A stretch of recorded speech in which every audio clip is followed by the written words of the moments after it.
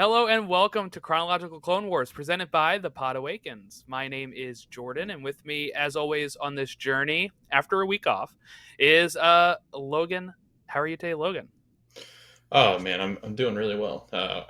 I'm through my busy part of the year as far as work's concerned. Spring's just around, like it's here, not just around the corner. It's here, 80 degrees. We're back to the house not being freezing cold, which is funny to say to people that live up there where you are. It's 30 degrees in your house. Well, today is nice. Today is nice That's good. here. I'm gonna try to maybe take a walk in between podcasts today because I got Yeah. another one at 1:30, but it's gonna be a high of 64 today. Hey, that's not too shabby. I was out there walking the dog at 9 o'clock, and it was already like 55, and it feels great. Yeah. So You that's know what's probably funny? chilly for you, but that is Yeah. nice for us. I was just about to say that. I was like, we're going out at night, and it's like, ooh, it's going to drop to 64. I might need to grab the jackets. So, I remember how that was like when I lived there and we're on program and we would sometimes I just have to like buy a hoodie because I didn't bring yeah. one. You're like, well, I guess I have to invest in this for the foreseeable future. Yeah, I'll never forget that time I came down in March to see you Okay. guys in program, and we were at Magic Kingdom, and it was, that's what sucks about this time of year, though. It's like it is 80 during the day, and it feels great because it's not too Yeah. hot out yet. But then at night, it gets cool, so you're You have kind of nowhere to put it. Like when you're yes, walking in the parks, you have nowhere to put like your jacket right, comfortably. yeah. Unless you have a backpack or a bag, or you dad it and you put it around your waist. I dad it all the time. I'm not gonna lie to you. I throw that thing I around my probably would waist. now. Back then Yeah, I was like, no. I yeah, don't even want to bring a backpack. I was like right. going just straight up Yep, keys and wallet. That's all you need. keys and wallet exactly. Phone, keys and wallet. That's it. Yeah. Well, yeah, so we took the week off last week. It was just a hectic time for both of us. So we were like, "Hey, you know what? I know sometimes we record these in advance, but we kind of got caught up. We're going to get back ahead of time in a little bit here, but um so no, we didn't stop our watch. Don't worry about that. We are on week 15 of the watch now, which is the Mandalore plot and that whole Mandalore arc. Um, Season 2, Episode 12, The Mandalore Plot. Season 2, Episode 13, Voyage of Temptation. And Season 2, Episode 14, Duchess of Mandalore are what we are talking about today. Logan, just general thoughts before we dive in episode by episode. What did you make of seeing more of the Mandalorians? I know you're a Mandalorian fan when it comes to the TV show, but Yeah, I'm a big what was it? stan. Yeah, what was it like seeing like the some of the backstory for characters and moments that we'll get to know later on? I think it's cool because we get Din Djarin a lot, and I think that we get his story and his backstory. We also have like bounty hunters that dress as Mandalorian, so you get a little bit of that storyline as well, which is really interesting. But overall, I was really impressed with just what they've done with Mandalorian, and I'm sure that the storyline and that plot continues throughout the show because I know that's where a lot of this comes from. A lot of these shows that they produce now, as far as Disney's concerned. So I don't know. I really did enjoy it.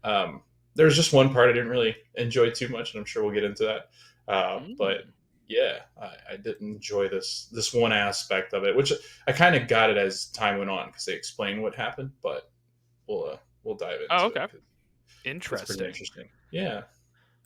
Um, okay, so I guess we'll jump into the Mandalore plot, which was directed by Kyle Dunleavy, written by Melinda Hisu, and it premiered January 29th, 2010. And the Disney Plus synopsis reads Obi-Wan uncovers the truth about the Mandalore plot. So this one starts out that there's rumors of Mandalore creating an army for the Separatists and breaking their vow of um, being a pacifist. They've kind of become a pacifist nation, is what we're going to learn, or planet, I guess you would say, where because of their history and Satine taking power as the Duchess, right? She has instilled this movement of having no like neutrality, especially in the war, and that's what she wants to keep. But with this rumor going around, they send somebody to investigate it, and at first she thinks the Senate has sent Obi-Wan to investigate, but Obi-Wan's going to tell her it was the Jedi Council. That kind of lets her guard down a bit when they're talking. I think she thought that he had bought fully into this narrative the um, from the Senate. So, Obi-Wan is sent to investigate. He mentions to one of the people there, I forget his name. He says, um, are you sure that none of these Mandalorians could have caused this? Because I just had an encounter with Jango Fett. This guy takes offense to the name Jango Fett. He's like, he is not one of us. Don't know how he got his armor. Blah blah blah. And that is to clear up the confusion of, in different canon and different books and stuff, like Jango or Boba have been considered Mandalorian, and sometimes they haven't been considered Mandalorian. This kind of draws the line of they're not real Mandalorians. They are they are just bounty hunter scum that wear the armor. So, what was your thoughts to his defiant attitude here towards Jango Fett?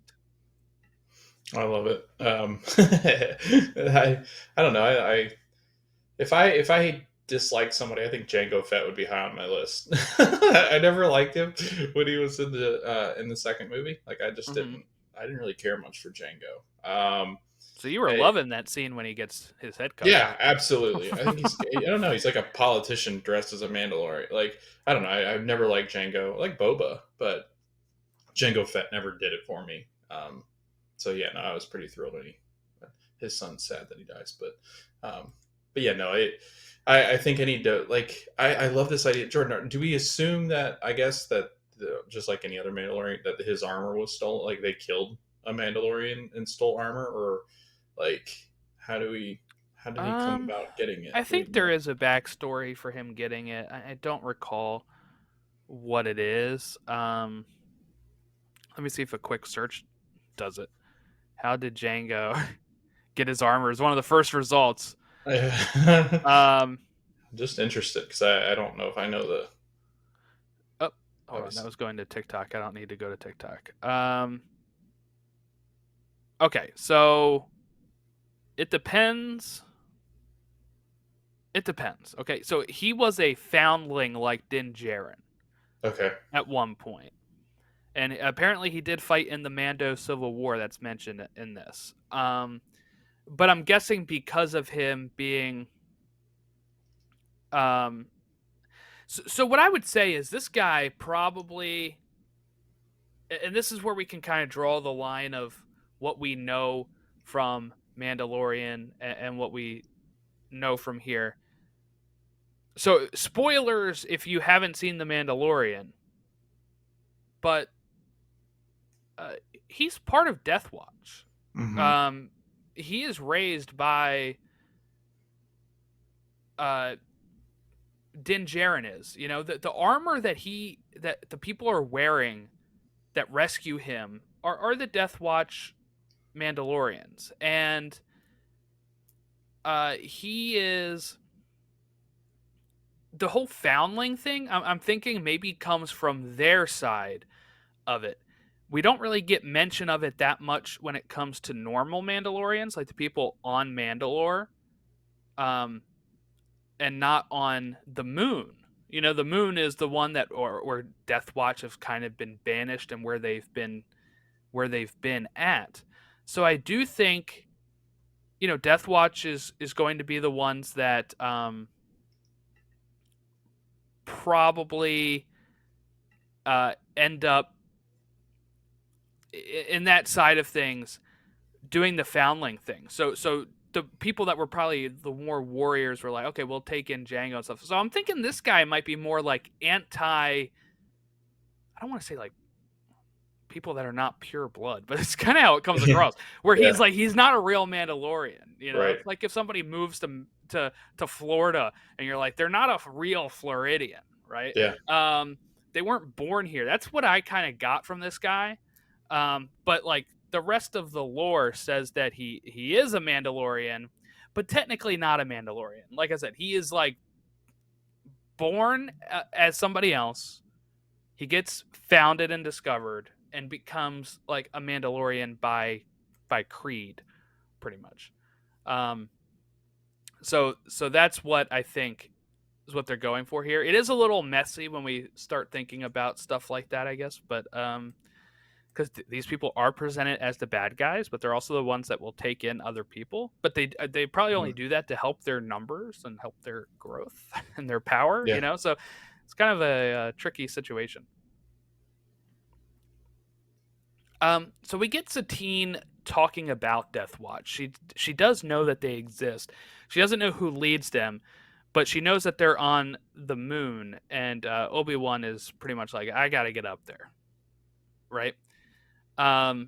Before they can, though, we do see a Mandalorian talking to Dooku, and then we get an attack in the city that is by Death Watch, and the attacker dies. And it's kind of like framed where it looks like Obi-Wan kills him a bit, where they kind of fall off a cliff, I guess. And Satine says she needs to escort Obi-Wan to there because, she doesn't think it's going to look good for everyone else in everyone else's eyes. But they meet the character Governor Vizsla, and the fun thing about this, I don't know if you noticed from his voice, but this is played by Jon Favreau. Oh, I didn't even notice. Yeah. And the Mandalorian he plays in The Mandalorian is the descendant of this guy. Oh. So, really fun. That's another Vizsla. And that's why, like in Book of Boba Fett, when he challenges Din for the Darksaber, that's why he feels like he has a claim to it, is because his ancestor had the Darksaber during this time. So, yeah, so little fun tie-ins to this. And this is actually how Jon Favreau and Dave Filoni met. They were both working on the Skywalker Lucasfilm lot, Skywalker Ranch. Jon was editing Iron Man, and Dave Filoni was working on Clone Wars, and they exchanged like little pieces of, hey, like they met, and then Dave's like, hey, do you want to see what we're doing with Clone Wars? Because John's a Star Wars fan, and Jon was like, yeah. And then Jon was like, you want to see what we're doing with Iron Man? And they showed him stuff with Iron Man, and then eventually they gave him a role to voice the character and stuff. It's really cool. The partnership that started, and now they're working on a Mandalorian film together. It's just kind of funny to think about it 15 years later, whatever it is. It's going to be really weird when Robert Downey Jr. shows up in the Clone Wars. I'm really excited about that episode. Yeah. So Obi-Wan asks Satine to stall with the governor while he investigates the mines. She says they should be abandoned. They're not abandoned. And this is where we get a couple Mandalorians attacking him, and he's like, hey, I'm with the Duchess. And they're like, we do not recognize her rule. And they beat up Obi-Wan. And while Satine and Vizsla are talking over dinner, Obi-Wan is calling her for help through some comms. She arrives. She's going to set off the alarms and rescue Obi-Wan. Get some nice exchanges between the two when like he's about to get crushed. But the Mandos attack Satine, and Obi-Wan is able to break free. And I like this line where he's like, we have to stand and fight, or in your case, just stand, when he's talking to Satine. And then he uses his blaster and a jetpack to create like this explosion to kill like two of the Mandos, which is really cool. And we get Satine like throwing rocks. And then we get the reveal that Vizsla is the leader of Death Watch. Did this shock you at all, or did you kind of notice just how like suspicious he was? I felt like they kind of throw the suspicion on him a bit at dinner when it's just him and Satine. But were you shocked, or did you see this coming? Yeah, I think I saw this one coming just because at dinner he seemed like, it's just like one of those slimy, like there's something going on in the dark Yeah, shadows of this place that I live, and it's like, okay, if it's that close to his palace and he doesn't know about it and he hasn't been alerted to it and he doesn't alert Satine to it, that's when you're like, okay, that's kind of strange. Like, come on, you don't mhm. know that there's a bunch of bounties just kind of hanging out, destroying things and in the mines. And so yeah, no, I figured. And it kind of gives you that sense too. I know a lot of shows do this, and especially Star Wars, where the person that is like has the earpiece in is getting kind of nervy because they're like, all right, this is a little weird, something's off, and they get a little off because things start to happen with the comms piece, and then the other person's kind of like, what are you doing, what's wrong, why are Yeah, you yeah. leaving, what's happening? It's like, okay, like you're clearly a bad person that's on to this person possibly about what's going on, because they have to be alerted too, otherwise he doesn't show up at the end to Right, confront him. right. So I like that he throws Obi-Wan the lightsaber, like, all right, yeah, yeah, here you go. want to see what happens in the And then dark he side here. unveils the dark saber. It's still my favorite of the whole Saber family. Like it is one. I want one. I don't know how to get one, but I want one. Galaxy's Edge had one last Do time they I was have one? there. Yeah. Well, I need it to hang it up on my wall. If you have $200, you can go for that. Uh, Um, yeah, sure. but no, this was cool. I was really excited to see the dark saber again. I had the experience of watching this and Rebels before Mandalorian. So when the Darksaber showed up in Mando, I was like, ah. So I'm sure there's Yeah. people then that watch this after Mando and are like, oh my god, Yep. it's the thing. It is Yeah. the thing that we see later. It would be cooler the other way around though, because like It is. you It wait like definitely almost is. a decade or so to Yeah. see it again. They have this fight, and then when he's getting his ass kicked, Vizsla, he just like goes back to his Mando guard. He's like, yeah, well, get him. Yeah, help you jerks. I love that part. I wish Grievous and they would be like, guys, I can't do this on my own. Yeah, like please interfere for me. And the Warriors send missiles, and Obi-Wan and Satine escape.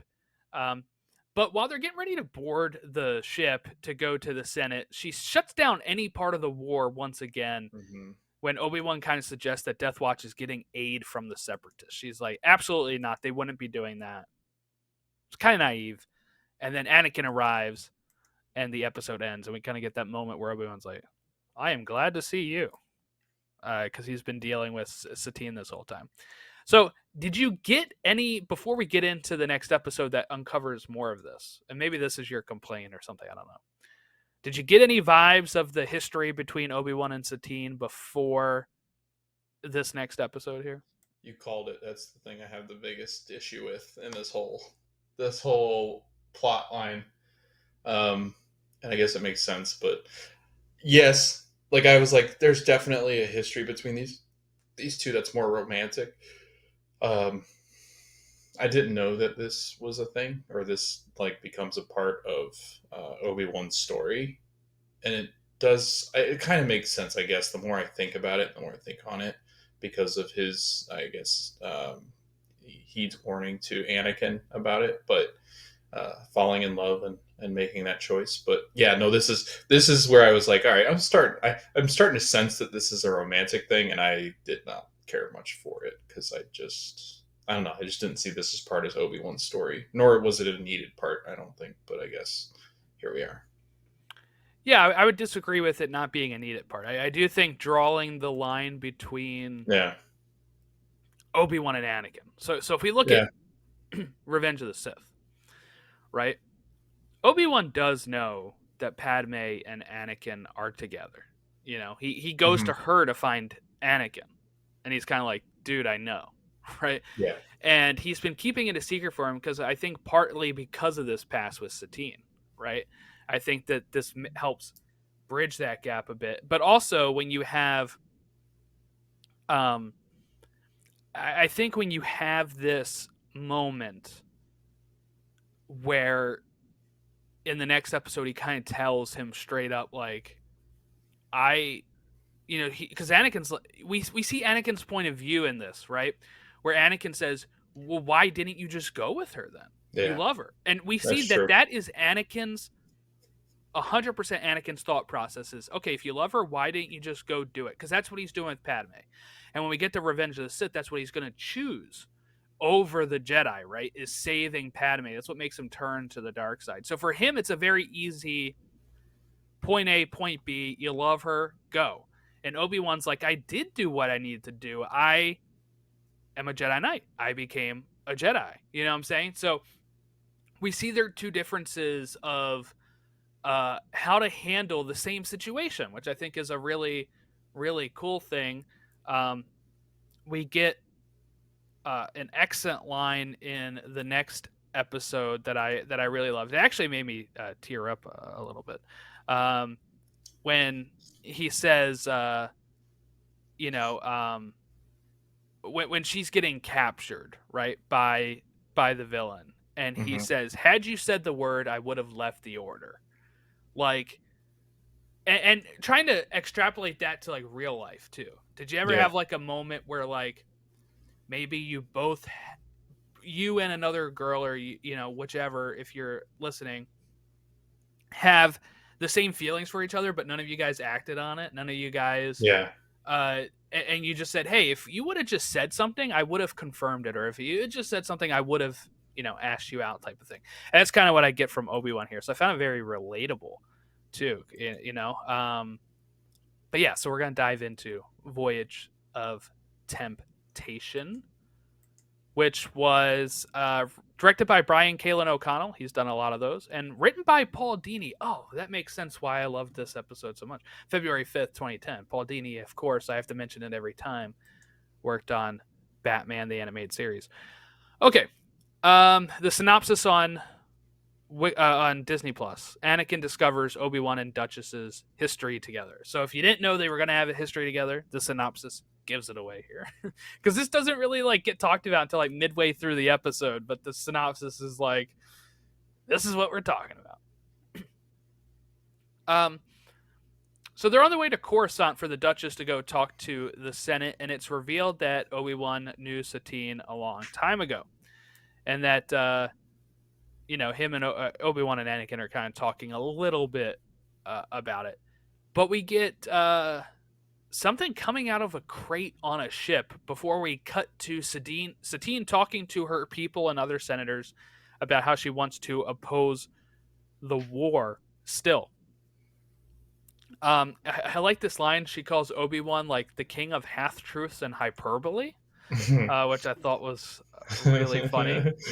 Especially when half-truth is Obi-Wan's thing, right? Yes. Like when he's telling Luke about Anakin, it's like, Darth Vader killed your dad. It's like he doesn't. If he would just tell the full truth, like I think we avoid a lot of these issues and conflicts. Like if he just straight up, like, and I don't really understand why he wasn't completely truthful with Luke. Like, that's your dad, dude. Like, I guess because the temptation to join him would have been stronger, but I don't know. Probably. Like, I think it's also like, how do you tell somebody that you just met, like, their dad is an awful guy? Yeah. Well, and in his mind, it's true from a certain point of view, right? Like, in his mind, Darth Vader is what corrupted Anakin, the guy that he knew as his brother. And, like, I think his coping mechanism was kind of diving into that. Like, that's true. It is, to believe that Anakin's not actually the person behind the suit. That it's it makes it even stronger when we see the show Obi-Wan, and in the finale of Obi-Wan, when Anakin's face is kind of open in the mask, and he says, "Anakin's dead," and it's like, for Obi-Wan, that's where he kind of gets that idea. I think is like, oh, okay, yeah, for sure, Anakin's gone. Yeah, Darth Vader killed him. Yeah, and I'm sure that Obi-Wan's whole thought behind that is that if I do eventually have to kill Darth Vader, it's easier. It's easier for me to do so if I believe that Anakin's actually dead. Yeah, true. Which Luke is the only one to find out that Anakin's not. Like, that's wild. That's what's wild to me. The bond of a father and son. Yeah. Palpatine. Let's play catch. Catch will throw his ass all the way to a different planet. He'll come alive again.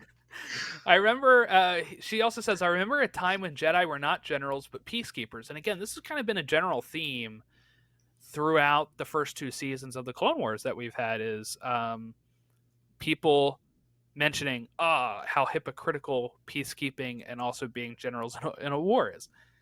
We get R2 and the clones exploring like where all the crates are, and a droid attacks the clone. And Satine has this view that even an extremist can be like bargained with or swayed, and I think Yeah. she doesn't realize how far off she is on that, because one of those extremists we're gonna find out, and I like the way Obi-Wan does this. So they do this whole like fight with the droids, and then when the droids are dead, they like pop out the other assassin droids, and he captures one that's still active. And I like that he goes around the table. He's like, well, whoever this doesn't try to kill is the person that programmed him. That's a good point there. It is, but this could have went terribly the other way. True. If like somebody else programmed it, and then like they kills everybody. Kills everybody.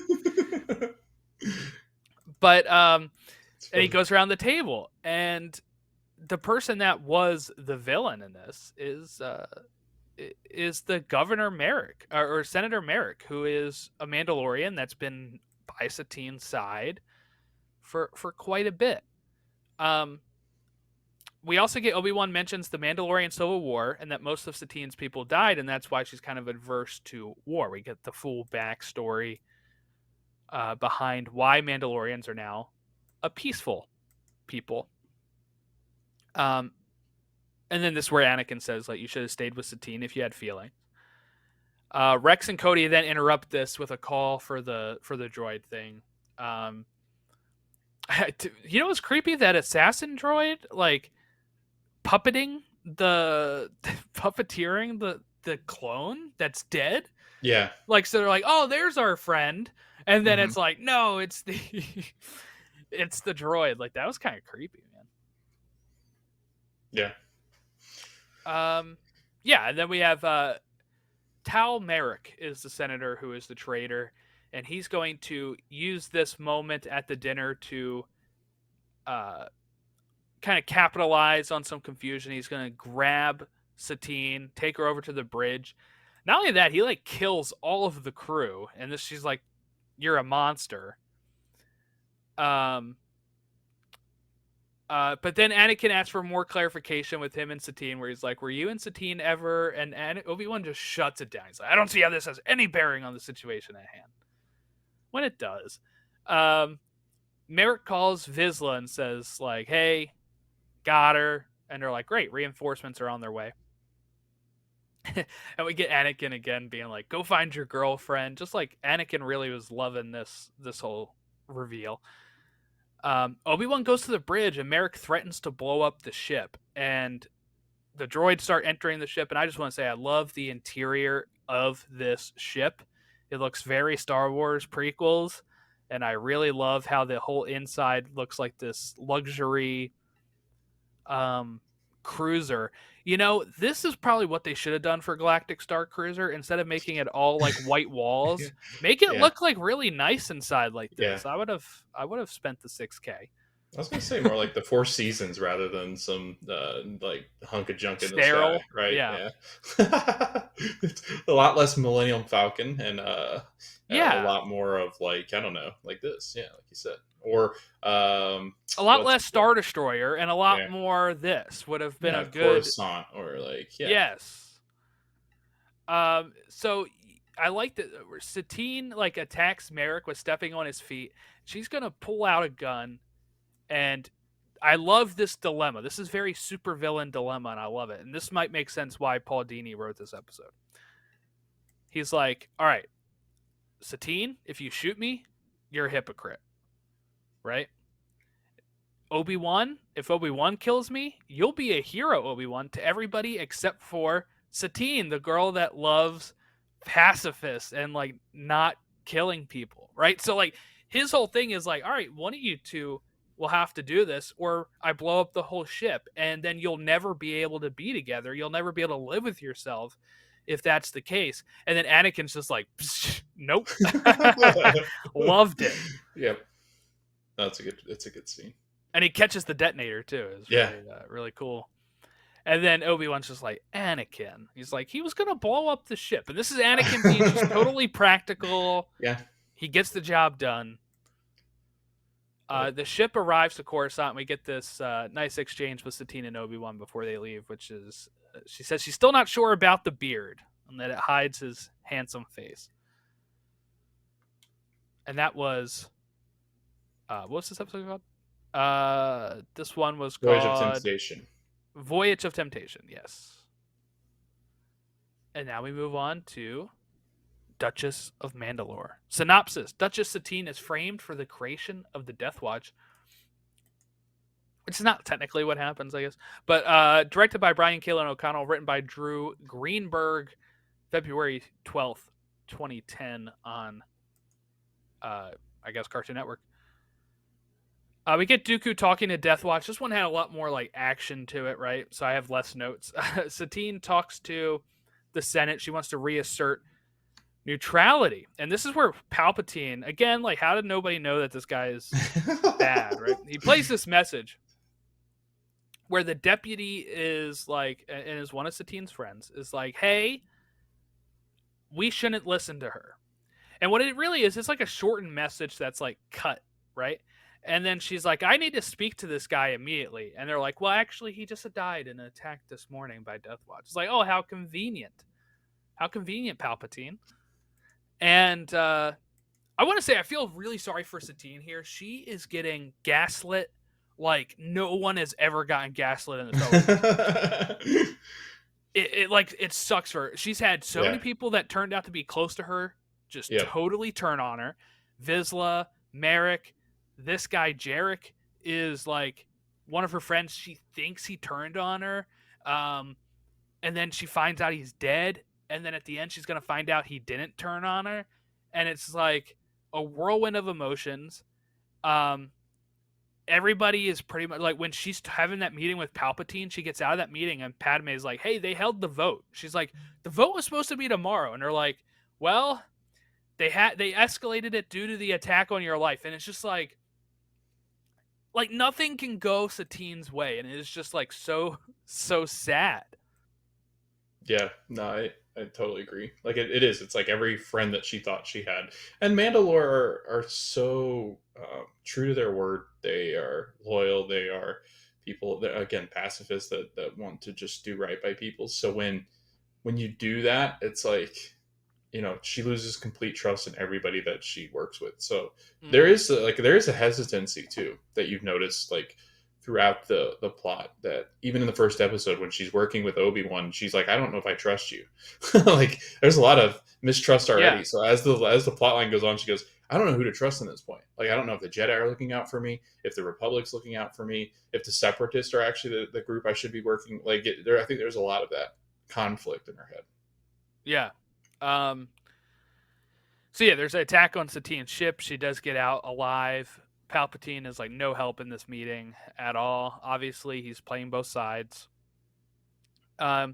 And then Obi-Wan tells her, like, hey, this attack proves that your enemies are even here on Coruscant, right? Because she wants to just go meet her contact. She wants to do all this investigating. And Obi-Wan's like, you can't be doing this. Like, the people are here even.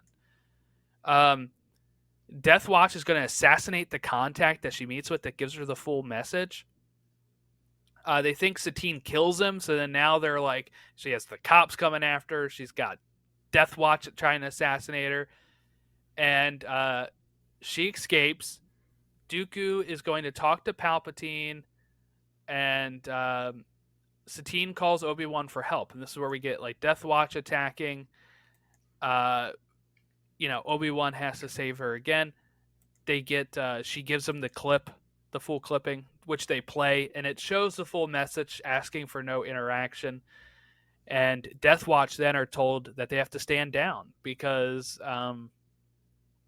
the Senate, I guess, flips the vote, right? So there is now not going to be any interaction, so then there's nothing for Death Watch to intervene with. And Vizsla's pissed at Dooku, and Dooku's like, hey, I have another way to reach our goal. And that's kind of where we're at with the Mandalorian plot line currently.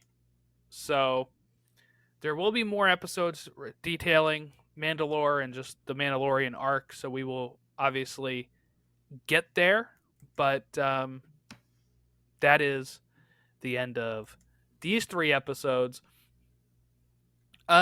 Okay, Logan. So I guess I kick it to you. Just these 3 episodes. Overall, like last thoughts on them before we kind of preview what is to come. Well, I wasn't thrilled with like the Obi-Wan arc and the love story kind of thing. Mm-hmm. I get it, but I think that these were really strong episodes. Like I think that people play to the again like the neutrality and the loyalty that the Mandalore show, and there's such an honor in just following their ethics, and they've got really strong ethics, and I think the Creed holds them to a higher standard, and I think people know that in the Republic, and unfortunately, I think the Separatists play to that. Like we exemplify honor and loyalty and honesty and doing the right thing and staying neutral and trying. But again, I think that's a lot of different planets. But again, some of that is to their detriment, because I think when they're faced up against other people, and there's nobody, even Jedi, like even I would say Obi-Wan's not telling the complete truth. Like he's kind of like that. He's kind of like a parent where the real truth would hurt you, so they kind of play it as like a politician would do it. And I think Obi-Wan's as political as they get as far as Jedi, in the way that he speaks. Like he's very politically correct in the way that he speaks to different people. He doesn't want to offend people, and I think that's something that Obi-Wan. Whereas Anakin's the opposite. Anakin will just go in very brash and say what he needs. But again, I think that Satine puts so much faith into Obi-Wan because she thinks that he's held to a higher standard too.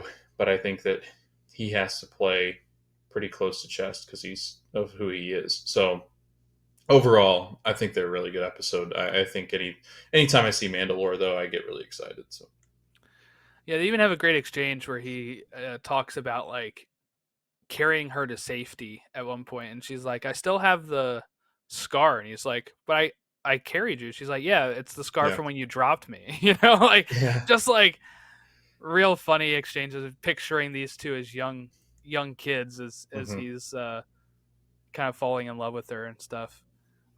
Sometime before the events of episode 1. All right, now she said her last name. Do you recognize this last name? Do you know who she's related to? What was the last name again?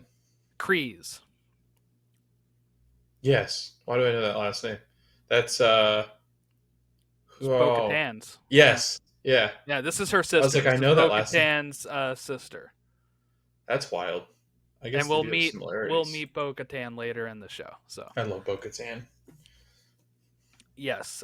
So it is funny to see the differences between the two as well. Bo-Katan is definitely not a pacifist, right? So No, we'll see that divide as we get that's fun. further into the show. Next week we talk season 2 episode 20, Death Trap, season 2 episode 21, R2 Come Home, and season 2 episode 22, Lethal Trackdown. That's our last week of season 2 before we jump into season 3. And then I think we only have one episode of season 2 left that happens like season 3, which is an episode about murders in the Senate and stuff. So that chronologically takes place after all this. We still have a season 1 episode to get to as well, Hostage Crisis. Yeah, I was gonna say there's Man, one they that's really still sitting in the queue line. Yeah. Yeah, that's in like 3 weeks or so. Yeah, we have a week where we only talk 2 episodes at one point too. That'll be interesting. Okay. Yeah, so if you want to send us any sort of feedback, you can reach us at podawakens on all of our socials. You can email us podawakens@gmail.com. We're going to continue through the chronological Clone Wars watch. If you're looking for Bad Batch content, I haven't recapped any of season 3. I think I'm just going to wait until I introduce it to you and just kind of talk about it then, right? And I think that'll be a lot of fun instead of me trying to put out like 2 episodes a week regarding this stuff. But there's rumors June is going to be the Acolyte, which is the pre-episode 1, takes place like 100 years before episode 1 show. There's rumors that's when it's premiering. So we'll have coverage of that on here as we get to if it premieres in June. But thank you all for watching and listening. Have a great rest of your week, and we'll catch you next time.